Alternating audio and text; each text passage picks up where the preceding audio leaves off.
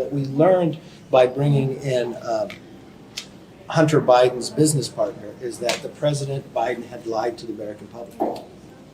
That yes, he did talk to his son, but he did more than talk to his son. He got on conference calls when his son was selling the brand with his clients. He literally went to dinners, which we never knew. And after the dinners, his son got a Porsche and then more than $3 million. Now, I know CNN said something yesterday. They went through and said that didn't want to do fact checks on everything that I laid out. What was interesting was the headline, but more interesting in the fact checks, it was all true. They had to acknowledge that every alleged accusation that put us into impeachment inquiry is true. I appreciate CNN actually acknowledge that. Because I'm not sure, based upon how many of you got the memo from the White House legal counsel on what you should say. I didn't know that was the role of the White House to try to control the media. I thought you had a First Amendment opportunity. Let me answer my question. Answer your question. And then in this special conference here, we also learned that the president used false names in emails.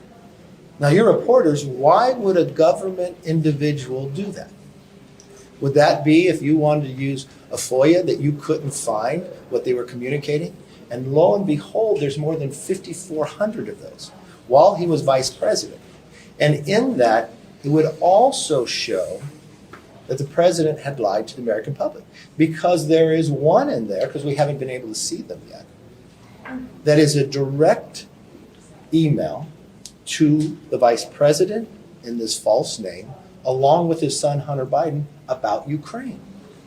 Now remember what we also have, we have an FBI informant that we'd found that had alleged the Bidens took a bribe.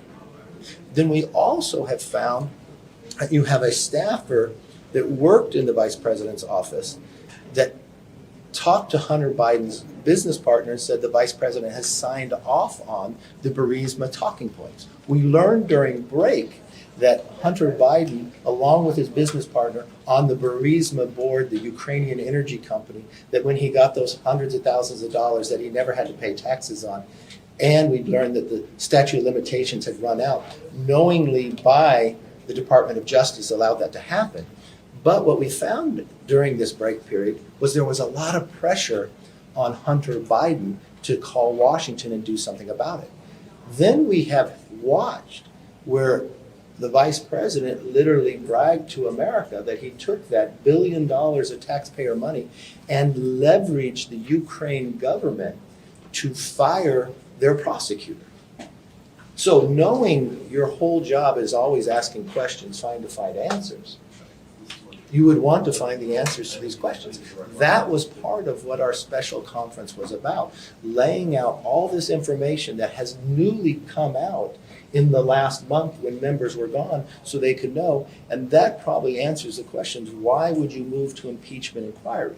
And then we had the House legal counsel here to explain to us that impeachment inquiry has in Congress been used many times. It didn't have to have any vote, but when you move to impeachment inquiry, it empowers the House, that means all House members, Republicans and Democrats, to be able to have more power to get the information they need in any investigation to get answers. All right, last Congressman Issa came out and said that both Chairman Jordan and Comer were not able to present anything that was an impeachable offense at this point. Is that an assessment that you share?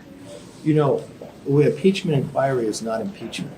So what impeachment inquiry is to do is to get answers to questions. Are you concerned about all the stuff that was just recently learned? Do you have any concern? Have you asked the White House any questions? Yes. Okay. Do you believe the president lied to the American public when he said he'd never talked to his son about business dealings? Yes or no? It's all right. I can't answer that. You can't answer that? Do you believe when they said the president went on conference calls? Do you believe that happened? That's what the testimony says. Okay. Yeah. Do you believe the president went to Cafe Milano and had dinner with the clients of Hunter Biden, who believes he got those clients because he was selling the brand? That's what the testimony Okay. said. Do you believe Hunter Biden, when you saw the video of him driving a Porsche, that he got $143,000 to buy that Porsche the next day? Do you believe the $3 million from the Russian oligarch that was transferred to the shell companies that the Bidens controlled after the dinner from Cafe Milano took place? So the testimony. Okay, then I go back. Do you think the president lied that he? But is that an impeachable? Is lying an impeachable? Well, you want to know. I'm not saying impeachment. All I'm saying is I would like to know answers to these questions. The American public like to know, and that's what impeachment inquiry provides. Thank you. Speaker,